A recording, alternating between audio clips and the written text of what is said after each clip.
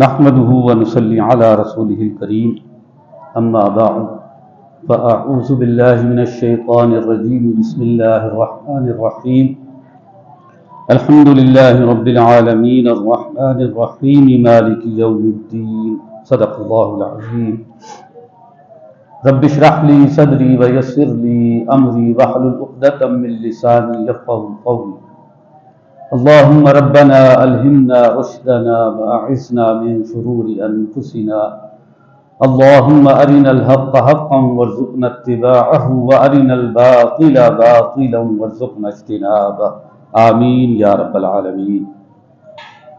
حضرات، آپ کے علم میں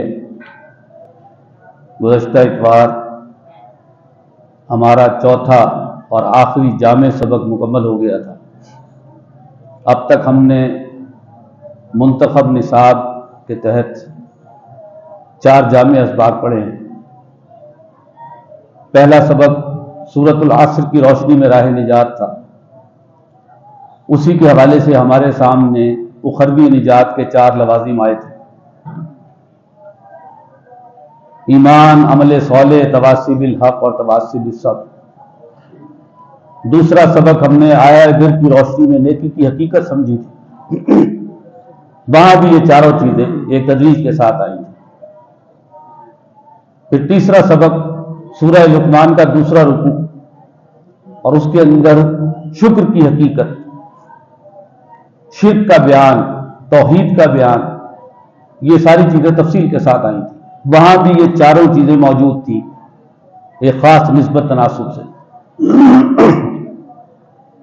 اور پھر چوتھا اور آخری سبق سورہ حامیم سجدہ کی آیات 30 تا 36۔ بڑے نصیبے والے لوگ، یہ تھا اصل اس کا عنوان۔ اور اس کے ذیل میں بھی ہم نے دیکھا تھا کہ یہ 4 چیزیں، ایمان، عمل صالح، تواصی بالحق اور تواصی بالصبر، 4 وہاں موجود تھی۔ اب ایمان کے مباحث ہیں۔ وہ جو پہلی چیز تھی اخروی نجات کے اعتبار سے، جو 4 لوازم تھے، ان میں پہلی چیز کیا تھی؟ ایمان۔ اب ایمان کے حوالے سے مباحث شروع ہو رہے ہیں، اور اس میں ہمارا پہلا سبق ہے جو سورۃ الفاتحہ پر مشتمل ہے۔ پہلے ہم اس کا ترجمہ کر لیں اور ترجمے کے بعد پھر میں اس کے بارے میں کچھ عرض کروں گا۔ بسم اللہ الرحمن الرحیم، شروع اللہ کے نام سے جو بہت مہربان نہایت رحم کرنے والا ہے۔ الحمدللہ رب العالمین، کل شکر، کل تعریف اللہ کے لیے ہے جو تمام جہانوں کا رب ہے، مالک ہے، پالنے والا ہے۔ الرحمن الرحیم، جو بہت مہربان نہایت رحم کرنے والا ہے۔ مالک یوم الدین، سزا و جزا کے دن کا مالک ہے۔ ایاک نعبد و ایاک نستعین، ہم تیری ہی عبادت کرتے ہیں اور کرتے رہیں گے، اور تجھ ہی سے مدد مانگتے ہیں اور مانگتے رہیں گے۔ اہدنا الصراط المستقیم، اے اللہ ہمیں سیدھے راستے پر چلا، سیدھا راستہ دکھلا۔ صراط الذین انعمت علیہم، راستہ ان کا جن پر تو نے انعام فرمایا۔ غیر المغضوب علیہم ولا الضالین، جن پر غضب نازل نہیں ہوا اور جو گمراہ نہیں ہوئے۔ اور آخر میں ہم کہتے ہیں آمین، کہ یا اللہ ایسے ہی ہو۔ سورہ فاتحہ کیا ہے؟ سورہ فاتحہ بندہ مومن کے قلب سے ابھرنے والی ایک دعا ہے۔ جو بھی ذہین و فطین لوگ ہوتے ہیں، غور و فکر کرنے والے لوگ ہوتے ہیں، اگر وہ غور و فکر کریں، سوچ بچار کریں، تو ایمان باللہ تک ان کی رسائی ہو جاتی ہے۔ از خود، بغیر کسی نبی کی رہنمائی کے، وہ خود اپنے غور و فکر کے نتیجے میں ایمان باللہ تک رسائی حاصل کر لیتے ہیں، اور اس سے اگلے مرحلے میں وہ ایمان بالآخرت تک بھی رسائی حاصل کر لیتے ہیں۔ یہ ہم سمجھیں گے انشاءاللہ، یہ ہمارا اگلے سبق کا موضوع ہے، وہاں جا کر یہ تفصیل سے سمجھیں گے۔ لیکن نوٹ کر لیں کہ 2 باتیں، ایمان باللہ اور ایمان بالآخرہ، اس تک انسان جب غور و فکر سوچ بچار کرتا ہے تو یہاں تک پہنچ جاتا ہے۔ وہی دو باتیں ہیں جو پہلی 4 آیات کے اندر آئی ہیں۔ یہ دعا ہے، ساتھ ہی یہ بھی بتایا گیا کہ جب دعا کی جائے تو دعا میں کیا اصول پیش نظر رکھا جائے۔ اب دیکھیے پہلی 3 آیات میں اللہ کی تعریف و توصیف ہے کہ جس سے مانگ رہے ہو پہلے اس کی تعریف و توصیف، اور چوتھی آیت کے اندر یہ معاہدہ ہے جس کا تذکرہ ہو رہا ہے اللہ اور اس کے بندے کے مابین۔ اس کے بعد آخری 3 آیات میں دعا ہے، یعنی پہلی 4 آیات تمہیدی نوعیت کی ہیں، پہلی 3 آیات کے اندر اللہ کی تعریف و توصیف، چوتھی آیت میں جو اللہ اور بندے کے مابین قول و اقرار ہے اس عہد کا تذکرہ، اس کے بعد آخری 3 آیات میں دعا، اہدنا الصراط المستقیم صراط الذین انعمت علیہم غیر المغضوب علیہم ولا الضالین۔ یہ دعا اصلاً یہ دعا ہے جو تلقین کی جا رہی ہے۔ اگرچہ کچھ لوگ ہیں جو یہاں تک رسائی حاصل کر لیں گے لیکن اکثریت حاصل نہیں کر سکے گی، تو اللہ تعالیٰ کی طرف سے یہ دعائیہ کلمات عطا فرمائے گئے، اور نماز کا نہیں، نماز کی ہر رکعت کا جزو لا ینفق بنا دیا۔ اب آئیے اس کے بارے میں کچھ تمہیدی باتیں نوٹ کر لیں۔ سب سے پہلی بات، نبی اکرم صلی اللہ علیہ وسلم پر سب سے پہلی مکمل سورت جو نازل ہوئی وہ سورہ فاتحہ ہے۔ نوٹ کر لیجئے کہ پہلی وحی جو نبی اکرم صلی اللہ علیہ وسلم پر نازل ہوئی وہ سورۃ العلق کی ابتدائی 5 آیات، اس کے بعد دوسری وحی سورہ قلم جس کو سورہ نون بھی کہا جاتا ہے اس کی 7 ابتدائی آیات، یہ دوسری وحی تھی۔ تیسری وحی سورۃ المزمل کی ابتدائی 7 آیات، اور چوتھی وحی سورۃ المدثر کی ابتدائی 7 آیات۔ یعنی پہلی 4 جو وحی نازل ہوئی اس میں پہلی وحی 5 آیات پر مشتمل ہے، باقی 3 وحیاں جو نازل ہوئی وہ 7 آیات پر مشتمل ہیں، لیکن پہلی مکمل سورت جو کہ کل 7 آیات پر مشتمل تھی وہ سورہ فاتحہ تھی۔ یہ 5ویں وحی تھی جو نبی اکرم صلی اللہ علیہ وسلم پر نازل ہوئی اور پہلی مکمل سورت تھی۔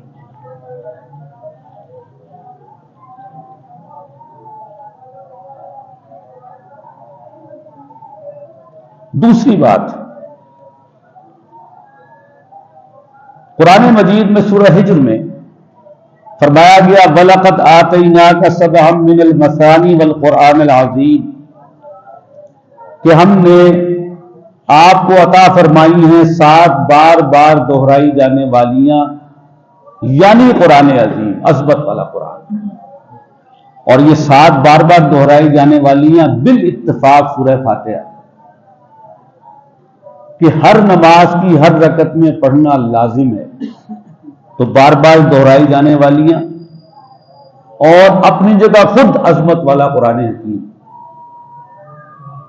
کیوں کہا گیا اس کو عظمت والا قرآن حکیم خود سورہ فاتحہ کو؟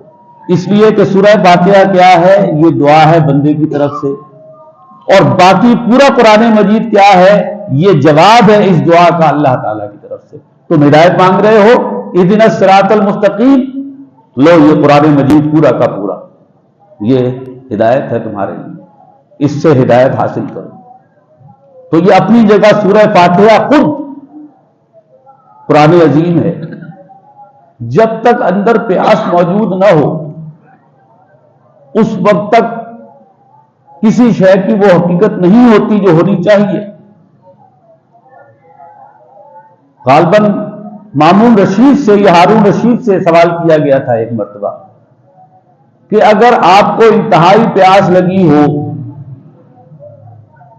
اور آپ کی جان پر بن جائے تو آپ ایک پیالہ پانی کے لیے کیا کریں گے؟ اس نے کہا اپنی آدھی سلطنت دے دوں گا۔ پھر سوال کیا گیا کہ اگر آپ کا پیشاب بند ہو جائے تو پیشاب کو جاری کروانے کے لیے کیا کرو گے؟ اس نے کہا باقی آدھی سلطنت بھی دے دوں گا۔ تو یہ پوری سلطنت کس شے کی مار ہے؟ ایک پیالے پانی کی، پہلے پیاس کی شکل میں، باقی وجود سے خارج کرنے کی شکل میں، ایک پیالے پانی کی مار ہے پوری کی پوری سلطنت۔ اور اس کے اندر شے کیا ہے؟ طلب۔ ایک وقت میں پانی کی طلب ہے تو آدھی سلطنت دے رہے ہیں، اور ایک وقت میں جسم سے پانی خارج کرنا ہے اس کے لیے آدھی سلطنت دے رہے ہیں۔ تو طلب جب پیدا ہو کس شے کی تو پھر ہوتی ہے اس شے کی اہمیت کی قدر۔ ایسے ہی جب تک پہلے پیاس پیدا نہ ہو اندر، کسی کے دل میں احساس ہے ہی نہیں ہدایت کی طلب کا، تو آپ بھاشن دیتے رہیں، نصیحت واعظ نصیحت کرتے رہیں، فرق نہیں پڑے گا۔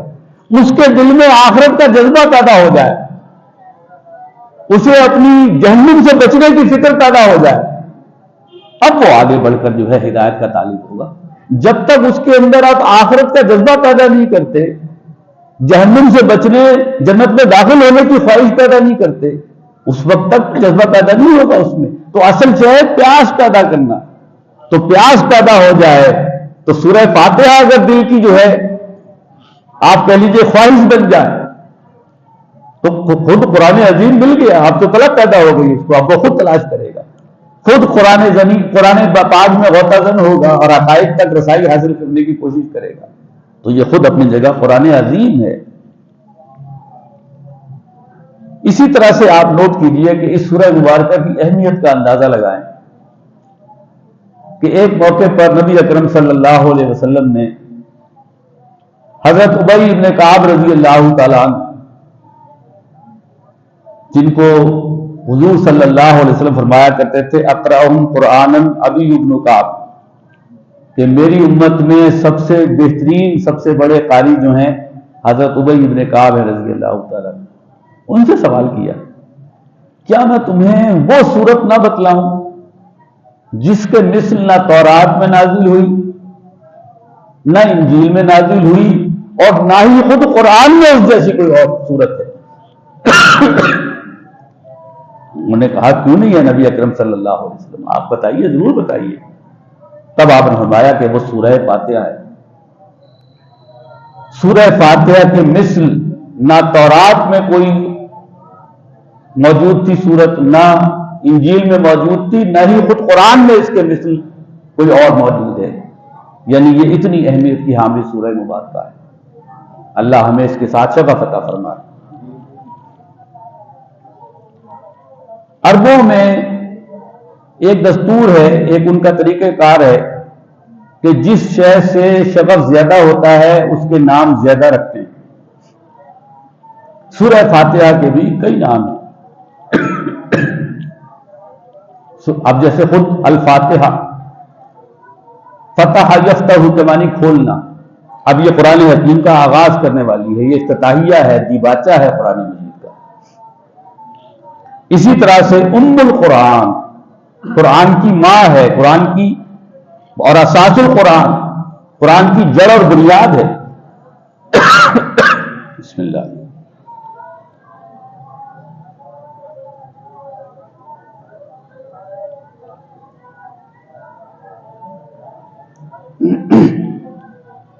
بسم اللہ اولا و آخر۔ تو ام القرآن اور اساس القرآن، کہ اصل قرآن تو یہ سورہ فاتحہ ہے، جڑ بنیاد قرآن مجید کی سورہ فاتحہ ہے۔ اسی طرح سے سورۃ الکافیہ، کفایت کرنے والی، اگر اسی میں غور و فکر ہو، سوچ بچار ہو تو کفایت کرنے والی شے۔ اور سورۃ الشافیہ، شفا دینے والی۔ سورۃ الشافیہ کے حوالے سے جو اس کا نام ہے اس میں آپ نوٹ کیجئے، سورہ یونس میں آیا یا ایھا الناس قد جاءتکم موعظۃ من ربکم وشفاء لما فی الصدور وہدی ورحمۃ للمؤمنین، اے لوگوں بے شک تمہارے پاس تمہارے پروردگار کی طرف سے واعظ آ گئی، نصیحت آ گئی، اور یہ سینوں کے اندر جو روگ ہوتے ہیں، بیماریاں ہوتی ہیں، ان کا علاج ہے، اور یہ ہدایت ہے، رحمت ہے ان لوگوں کے لیے جو ایمان لانے والے ہیں۔ تو خود شفا کا لفظ قرآن مجید میں اس کے لیے استعمال کیا گیا۔ ایک طرف ذہنی و فکری شفا، باطل نظریات کا رد اور علاج، وہ اس قرآن مجید میں ہے۔ انسان کی اگر سوچ صحیح ہوگی تو اس کا عمل بھی صحیح ہوگا. لیکن اگر اس کی سوچ صحیح نہیں ہے تو پھر اس کا عمل بھی صحیح نہیں ہوگا. تو پہلے سوچ کا صحیح ہونا ضروری ہے. اسی طرح سے جو باطنی بیماریاں ہوتی ہیں، دل کے اندر جو ہے حسد، کینہ، بغض، اس طرح کی جو بیماریاں ہوتی ہیں، ان کا علاج بھی ہے تو اس قرآن مجید کے اندر. تو ایک طرف انسان کی سوچ صحیح سمت میں ہو، دل کی بیماریوں سے محفوظ ہو، اسی کے ساتھ ساتھ یہ جسمانی بیماریوں کا علاج بھی ہے. صحابہ کرام سے خود حضور صلی اللہ علیہ وسلم سے ثابت ہے کہ جب کبھی کوئی اپنے جسمانی مرض کے لیے آتا تھا تو آپ سورہ فاتحہ تلاوت کر کے اور اسی سے دم کر دیا کرتے تھے. تو یہ باطنی بیماریوں کا علاج بھی ہے اور جسمانی بیماریوں کا علاج بھی ہے. اسی طرح سے فرمایا وَنُنَزِّلُ مِنَ الْقُرْآنِ مَا هُوَ شِفَاءٌ وَرَحْمَةٌ لِّلْمُؤْمِنِينَ، اور ہم نازل کرنے والے ہیں اس قرآن میں جو کہ شفا ہے اور رحمت اہل ایمان کے لیے. وَلَا يَزِيدُ الظَّالِمِينَ إِلَّا خَسَارًا، اور نہیں اضافہ ہوتا ظالموں کے لیے مگر نقصان میں. ظالم لوگ جب قرآن مجید سے استفادہ بھی کریں تو ان کے نقصان میں ہی اضافہ ہوتا، لیکن اہل ایمان کے لیے جو ہم نے قرآن نازل کیا ہے یہ شفا ہے، باطنی بیماریوں کے حوالے سے بھی اور جسمانی بیماریوں کے حوالے سے بھی. اب اس سے آگے آئیں. وہ جو میں نے اعلان کیا، نہیں اس سے پہلے ایک اور بات. نبی اکرم صلی اللہ علیہ وسلم نے فرمایا لا صلاۃ لمن لم یقرأ بفاتحۃ الکتاب، اس شخص کی نماز ہی نہیں جس نے سورہ فاتحہ نہیں پڑھی.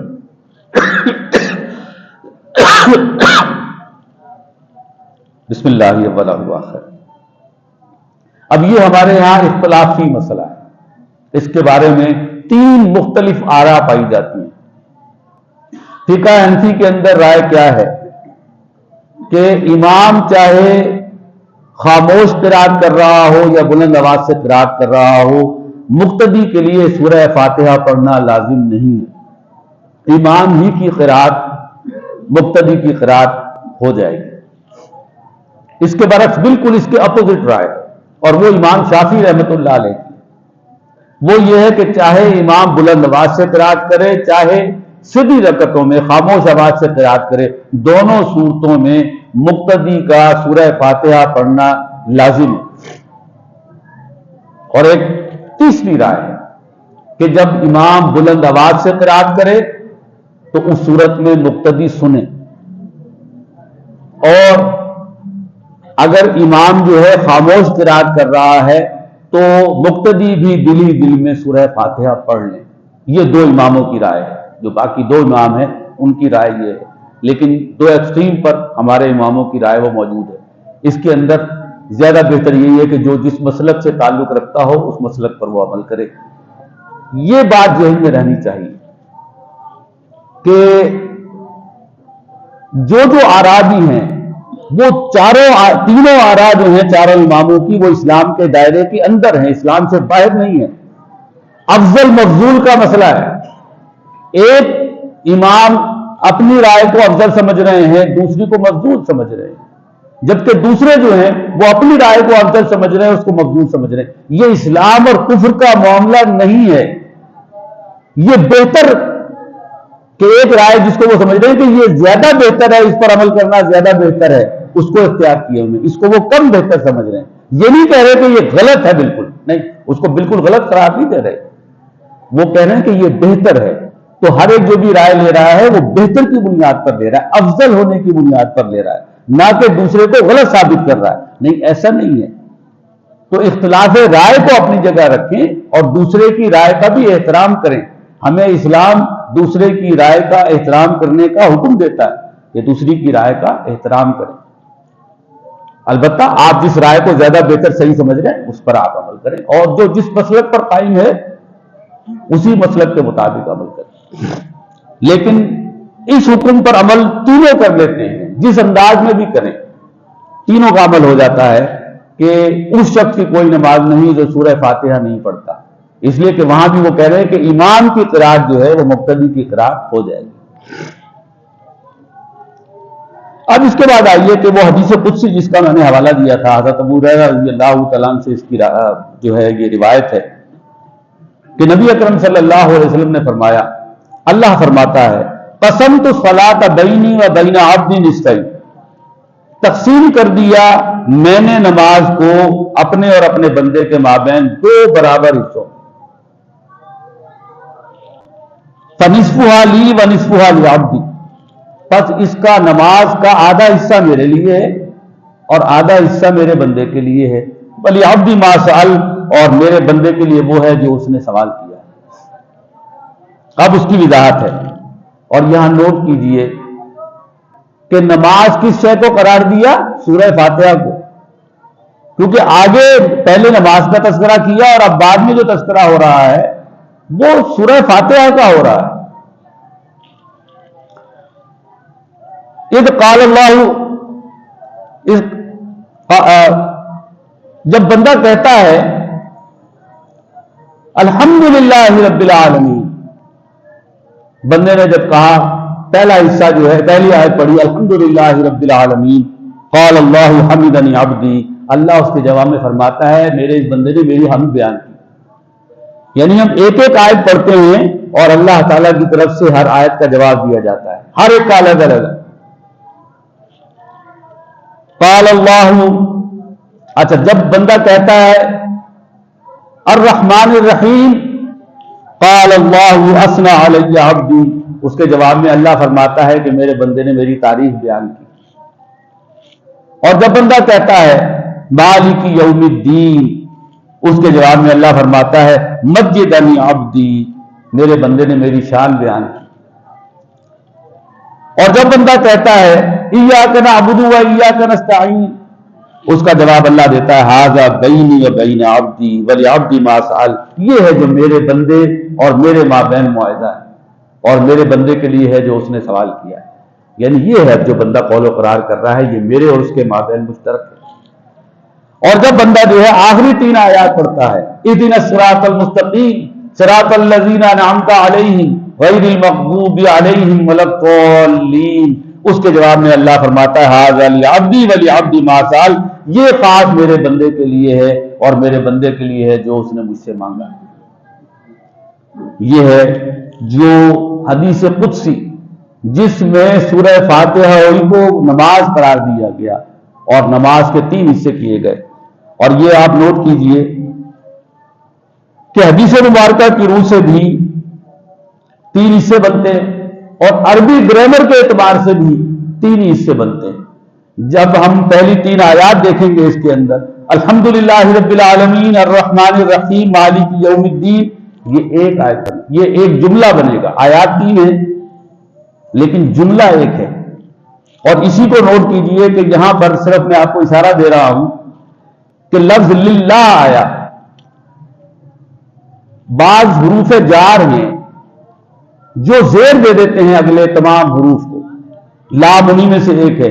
جب یہاں آیا الحمدللہ، کل شکر کل تعریف اللہ کے لیے ہے، اس نے تمام حروف جو اگلے آنے والے ہیں ان کو زیر دے دی۔ رب بل، اب یہ بات رب کے نیچے با جو ہے یہاں پر رب کی، اس کے نیچے زیر آ گئی۔ عالمین میں یہ جر کی حیثیت میں آ رہا ہے، اگرچہ ہم عالمین آخر میں زبر دیکھ رہے ہیں اس پر، لیکن یہ عالمینہ عالمینہ کی حیثیت میں ہی آتا ہے۔ اس کے بعد الرحمن نون کے نیچے زیر ہے، الرحیم میم کے نیچے زیر ہے، مالکی یوم الدین سب کے نیچے زیر آ رہی ہے، یہ اس لام کی وجہ سے آئی۔ یہ جملہ ایک ہے لیکن آیات 3 ہے کہ کہا گیا کل شکر کل تعریف اس اللہ کے لیے ہے جو تمام جہانوں کا مالک ہے، پالنے والا ہے، بہت مہربان نہایت رحم کرنے والا ہے اور سزا و جزا کے دن کا مالک ہے۔ یہ گویا ایک بات یہاں مکمل ہو۔ اس کے بعد چوتھی آیت جو ہے اس میں 2 جملے جمع ہو گئے ہیں، 2 جملوں کو جوڑا گیا ہے واو کے ذریعے۔ ایاک نعبد ایک جملہ ہے، اس کے بعد وایاک نستعین یہ دوسرا جملہ ہے۔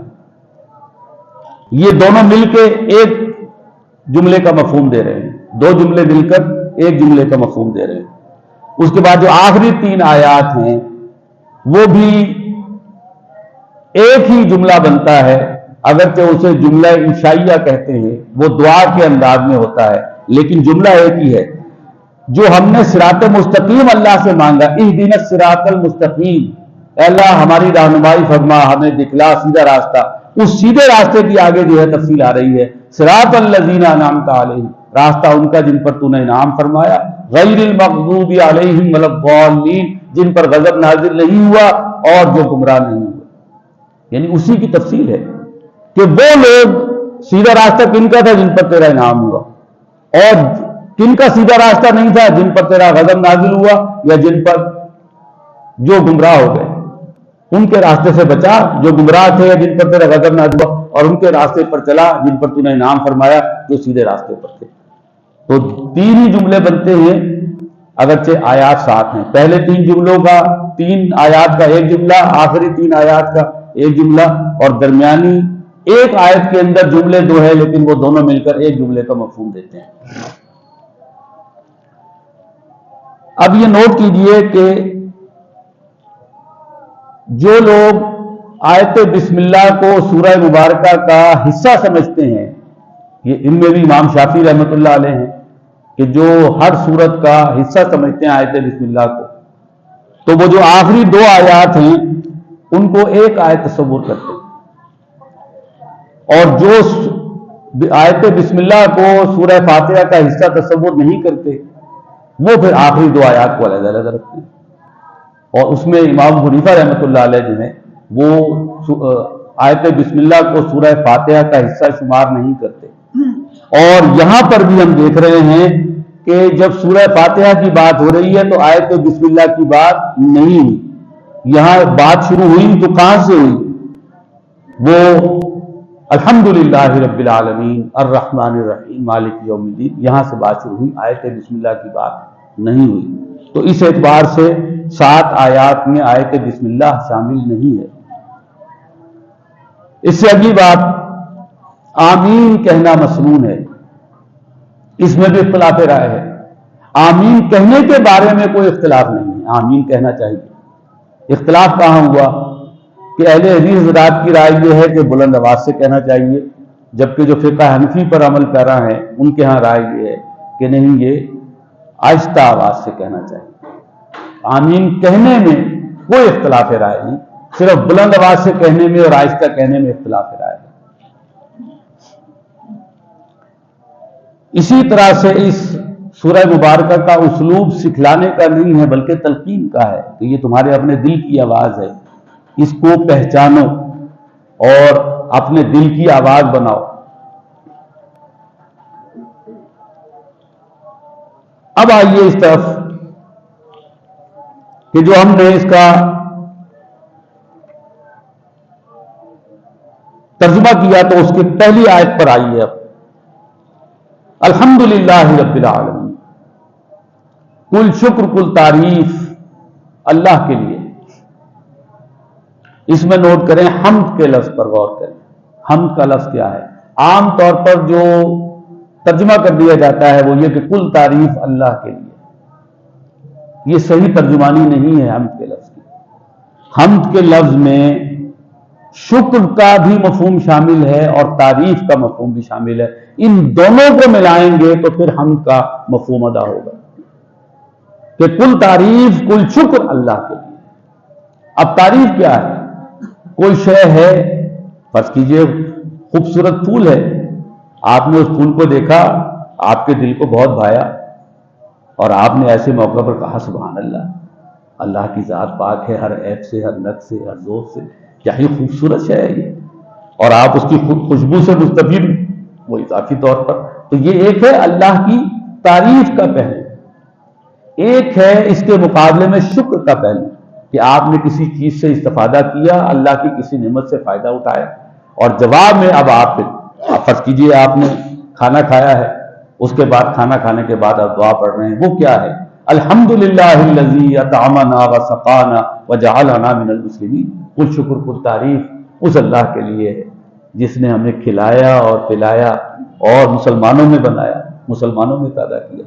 یہ وہ جذبہ شکر کے جذبات ہیں کہ جو بھوک اور پیاس مٹنے پر، کہ بھوک اور پیاس اس کھانے نے نہیں مٹائی، یہ کھانا تو ذریعہ بنا ہے، اصل بھوک اور پیاس مٹانے والی ذات تو اللہ کی ہے جس نے یہ رزق دیا، اور پھر اس رزق میں یہ تاثیر پیدا کی کہ جس سے میری بھوک اور میری پیاس جو ہے مٹ گئی۔ تو یہ شکر کے جذبات اور تعریف کے جذبات دونوں اسی سے آئے۔ اسی طرح سے سو کر جب ہم اٹھتے ہیں، الحمدللہ الذی احیانا بعد ما اماتنا والیہ النشور، کہ جب ہم سو کر اٹھتے ہیں تو کل شکر کل تعریف اس اللہ کے لیے جس نے ہمیں دوبارہ زندہ کیا جبکہ ہم پر موت طاری ہو چکی تھی، اور ہمیں اسی کی جناب میں اکٹھے ہونا، جمع ہونا۔ تو ہم تو ہر روز جب ہم رات کو سوتے ہیں تو وہ کیفیت کیا ہوتی ہے؟ وہ موت کی کیفیت ہوتی ہے، نیند موت کی بہن ہے، اور ہر روز ہمیں تجربہ ہوتا ہے جب ہم سو جاتے ہیں تو وہ ایک نوعیت کی موت ہوتی ہے، اور جب ہم صبح سو کر اٹھتے ہیں تو گویا نیند سے جو بیدار ہوئے تو موت سے بیدار ہوئے، موت کی کیفیت سے نکل کر واپس آئے، اس میں بھی اللہ کا شکر۔ تو جو بھی نعمتیں ہیں مل رہی ہیں اس کے جواب میں اللہ کا شکر۔ اسی طرح سے جو ابراہیم علیہ السلام کی دعا آتی ہے، الحمدللہ الذی وہب لی علی الکبر اسماعیل و اسحاق، کل شکر کل تعریف اس اللہ کے لیے ہے جس نے مجھے بڑھاپے کی عمر میں اسماعیل علیہ السلام اور اسحاق علیہ السلام عطا فرمائے۔ ان ربی لسمیع الدعاء، بے شک میرا پروردگار دعا کا سننے والا ہے۔ اب یہ بھی شکر کی کیفیت ہے کہ وہ اللہ جس نے مجھے بڑھاپے کی عمر میں پہلے اسماعیل علیہ السلام عطا فرمائے، پھر بعد میں اسحاق علیہ السلام عطا فرمائے۔ اسی طرح سورہ اعراف کے اندر ہے کہ جب اہل ایمان جنت میں پہنچ چکیں گے، نیک لوگ جنت میں پہنچ چکیں گے تو ان کی زبان پر کلمہ حمد یہ جاری ہوگا، وقال الحمدللہ الذی ہدانا لہذا وما کنا لنہتدی لولا ان ہدانا اللہ، وہ کہیں گے کل شکر کل تعریف اس اللہ کے لیے جس نے ہمیں یہاں تک پہنچا دیا، اور ہم ہرگز یہاں تک پہنچنے والے نہیں تھے اگر اللہ ہی ہمیں یہاں تک نہ پہنچاتا۔ یہ تو ایسے ہے کہ سیدھے راستے پر چلاتے ہوئے جیسے کسی بچے کو انگلی پکڑ کر چلاتے ہوئے لے کے جاتے ہیں، ایسے گویا اللہ تعالیٰ ہمیں چلا کر یہاں لایا ہے، اللہ کی رہنمائی کے بغیر ہم یہاں تک آ ہی نہیں سکتے۔ تو کل شکر کل تعریف اس اللہ کے لیے۔ اس ہم کے ساتھ ہی میں نے اس وقت کہا کہ کوئی خوبصورت پھول آپ دیکھیں، کوئی خوبصورت پہاڑی علاقے میں چلے جائیں، کوئی خوبصورت منظر آپ کے سامنے ہو تو سبحان اللہ زبان سے نکلتا ہے۔ ایسے ہی آپ فرض کیجئے گھر میں داخل ہوئے ہیں، گھر میں داخل ہوئے آپ دیکھ رہے ہیں بچے کھیل رہے ہیں، گھر کا ماحول بہت اچھا ہے، تو آپ کی زبان سے فوراً نکلتا ہے ماشاءاللہ۔ یہ ہمارے کرنے سے نہیں ہے، یہ اللہ کے کرنے سے ہیں، جو اللہ نے چاہا وہ ہو رہا ہے۔ ہمارا کام ہے ہم قرآن و سنت کو سمجھیں، اس پر عمل کرنے کی کوشش کریں، اور اس کے نتیجے میں اللہ برکت ڈالے حالات کے اعتبار سے، گھر کے ماحول کے اعتبار سے، یہ اس کا کام ہے، یہ ہمارا کام نہیں ہے۔ ہمارا کام قرآن و سنت کو سمجھ کے اس پر عمل کرنے کی کوشش ہے۔ تو اگر ایسی کوشش ہو تو زبان سے نکلے ماشاءاللہ، وہی ہو رہا ہے جو اللہ نے چاہا ہے، ہمارا اس میں کوئی کمال نہیں۔ تو زندگی کے جتنے بھی معاملات ہیں سب کے اندر کیفیت کیا ہو، یہ کرنے والا اللہ ہے۔ مستقبل میں اگر کوئی کام کرنا ہے تو اس کے لیے کیا، انشاءاللہ اگر اللہ چاہے گا تو میں یہ کر دوں گا۔ ہم اپنے صرف سوچنے سے کچھ نہیں کر سکتے، ہمارے سوچنے سے کچھ نہیں ہوگا۔ عمل تب مکمل ہوگا جب اذن رب ہوگا، اذن رب کے بغیر ہم کچھ نہیں ہیں۔ تو بندہ مومن کے تو تمام معاملات جڑے ہوئے ہیں اللہ ہی کے ساتھ، چاہے وہ شکر کی شکل میں ہوں، چاہے وہ اللہ کی تعریف کی شکل میں ہوں، چاہے وہ انشاءاللہ کہہ کر اور مستقبل کے معاملات کو اللہ کے سپرد کرنے کی شکل میں ہوں، تمام معاملات اللہ ہی کے ساتھ جڑے ہوئے۔ اسی طرح سے آپ نوٹ کیجئے، جب بھی ہم کا لفظ آئے گا تو پھر اس کے ساتھ تسبیح کا لفظ بھی آئے گا، جیسے کہ نبی اکرم صلی اللہ علیہ وسلم نے فرمایا التسبیح نصف المیزان، سبحان اللہ کہنا میزان کو آدھا بھر دیتا ہے، والحمدللہ تملأہ، اور الحمدللہ کہنا اس میزان کو پورا بھر دیتا ہے۔ کیا مطلب؟ سبحان اللہ کہا تو کیا مطلب ہے اس کا؟ پاک ہے اللہ ہر عیب سے، ہر نقص سے، ہر کمی سے، ہر ذوق سے۔ یہ آدھی بات ہے کہ اللہ میں کوئی کمی نہیں ہے، اگلی آدھی بات کیا ہے؟ الحمدللہ، تمام کی تمام خوبیاں اللہ میں با تمام و کمال موجود ہیں۔ ایک طرف ہے اللہ میں کمی کوئی نہیں، دوسری طرف اللہ میں تمام کی تمام خوبیاں با تمام و کمال موجود ہیں۔ اب یہ دونوں باتیں مل کر ایک جملہ مکمل ہو گیا اور میزان اللہ کا بن گیا۔ جیسے کسی انسان کے بارے میں آپ کہیں کہ وہ بظاہر کوئی سگریٹ وغیرہ نہیں پیتا ہے، کوئی نشہ نہیں کرتا ہے، کوئی اور بھی بڑی خرابی اس کے کردار میں نہیں ہے، تو گویا آپ اس کی ایک طرف سے کمیوں سے اس کو مبرہ کر رہے ہیں، لیکن دوسری طرف آپ پھر اس کے محاسن گنوائے، خوبیاں گنوائے، اس میں یہ بھی خوبی ہے، اس میں یہ بھی خوبی ہے، اس میں یہ بھی خوبی ہے۔ تو یہ دو طرفہ معاملہ، ایک طرف کسی کی برائیوں کی نفی کی جائے، دوسری طرف اس کے اندر خوبیوں کا تذکرہ کیا جائے۔ ایسے ہی اللہ کے حوالے سے ہے، سبحان اللہ کہنا میزان کو آدھا بھر دیتا ہے اور الحمدللہ کہنا میزان کو مکمل کر دیتا ہے۔ اسی طرح آپ نے فرمایا کلمتان حبیبتان الی الرحمن، الرحمن کے ہاں دو کلمے ہیں جو بہت محبوب ہیں، ثقیلتان فی المیزان، جو وزن کے اندر تو بہت بھاری ہیں، خفیفتان علی اللسان، لیکن زبان پر کہنے کے اعتبار سے بہت ہلکے ہیں، سبحان اللہ وبحمدہ سبحان اللہ العظیم۔ یہ دو کلمے سبحان اللہ وبحمدہ اور سبحان اللہ العظیم کہنے میں زبان سے بہت زیادہ مشکل نہیں پیش آتی، صرف آپ سبحان اللہ الحمدللہ بھی کہیں تب بھی مفہوم پورا ہو جائے گا۔ دو جملے کہنے سے زبان سے ہلکے ہیں یہ الفاظ، لیکن اللہ کی میزان میں ان کا وزن بہت زیادہ ہے، دل میں وہ کیفیت رکھ کر کہا جائے سبحان اللہ، اللہ کی ذات پاک ہے ہر عیب سے، ہر نقص سے، ہر کمی سے، ہر ذوق سے۔ الحمدللہ، تمام تعریفیں، تمام شکر کی کیفیات اللہ کے لیے ہیں۔ دل میں یہ کیفیت ہو، یہاں اس دنیا میں جو کچھ ہے یہ اللہ ہی کے دینے سے تو ہے، شکر گزاری کی روش اسی کے لیے ہونی چاہیے، تعریف اسی کے لیے ہونی چاہیے۔ جب یہ دل میں کیفیت رکھ کر ہم یہ دو الفاظ کہنے کو ہیں، کہتے ہیں اللہ کا میزان بڑھ جاتا ہے۔ تو کہا گیا الحمدللہ رب العالمین، کل شکر کل تعریف اللہ کے لیے۔ بس آج اسی پر اکتفا کرتے ہیں۔ اللہ تعالیٰ سے دعا ہے کہ اللہ تعالیٰ ہمیں دین کا صحیح تصور عطا فرمائے اور جو ذمہ داریاں عائد ہوتی ہیں انہیں ادا کرنے کی توفیق دے۔ اقول قولی ھذا واستغفر اللہ لی ولکم ولسائر المسلمین والمسلمات۔